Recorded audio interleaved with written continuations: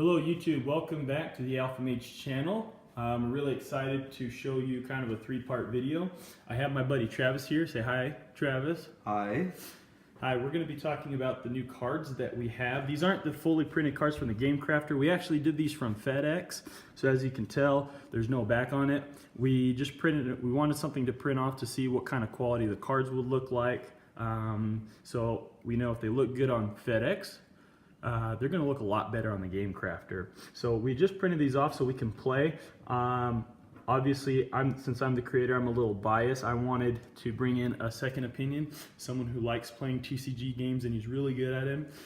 Wanted to test play the mechanics with him. So that's what we've been doing. So this video, we're going to talk about maybe some things that Travis likes about it. So what do you think about it, Travis? What do you like about it?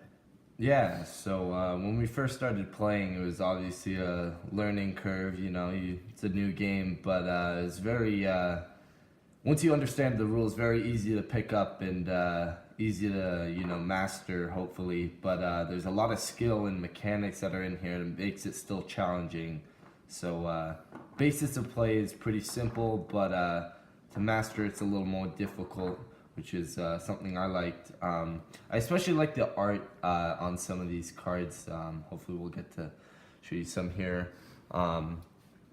Just some of these cards you definitely want to put in sleeves. So which ones did you like the most? Well, one of my favorites is this spatial shift here. Very cool. I don't think they can see it. Oh, wait. Farther down. Oh, there we go. Yeah, some of this spatial shift here, very cool art, very cool effect. I like how the game plays, where you can't just pull out some of these better cards very early in the game.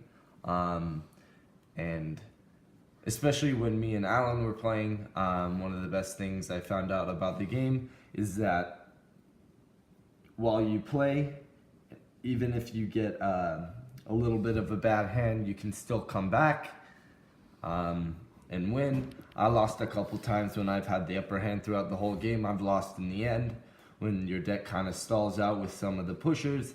So very interesting gameplay, a little bit different. And pushers, you mentioned pushers. That's not a name of a card, but that's just kind of like a concept. We just call them pushers to kind of weaker spells to push out your bigger spells, which we will show in the next video. But from looking at the cards, Travis, what kind of mage were you looking? Because I know you mentioned we have different kind of rarities, different kinds of cards. We've got your common cards, uncommon, all the way up to your alpha mage cards, but one omnipotent card in a set, which is kind of like an ultra rare card. You can only have one of those in your deck. But Travis, what kind of, from seeing the cards or your basis of magic, what do you like? What kind of magic do you like? What kind of mage do you want to be when you play? Well, one of the coolest things I saw was this Crown of Shells. Very cool effect. This itself gives plus 10. I like this one. Bring it a little closer to the... There you go. Yeah, so this one itself gives plus 10 spell points to each water elemental you have on the field. So whether or not it's cheap or not, it kind of pushes you forward to victory, and you definitely want to keep this on the field for as long as possible. And so in essence, you want to be like a hydromancer. You're like water spells. Yes. So I know he mentioned spell points and stuff. We're going to talk about it, and then in a later video, not in these 3 set of videos, we're going to talk about actually how to do the gameplay. But for now, we want you guys to watch. So next video up is going to show me and Travis having this magic duel. We're going to go back and forth, and we're going to see who wins. All right. Cheers, you guys. Till next time.